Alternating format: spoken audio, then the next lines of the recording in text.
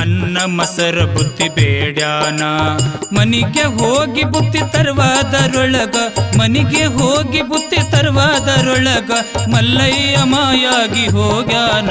ಮಾಡು ಮಾಡು ನೀ ಶಿವ ಧ್ಯಾನ, ಮಾಡು ಮಾಡು ನೀ ಗುರು ಭಜನ, ಮಾಡು ಮಾಡು ನೀ ಶಿವ ಧ್ಯಾನ, ಮಾಡು ಮಾಡು ನೀ ಗುರು ಭಜನ.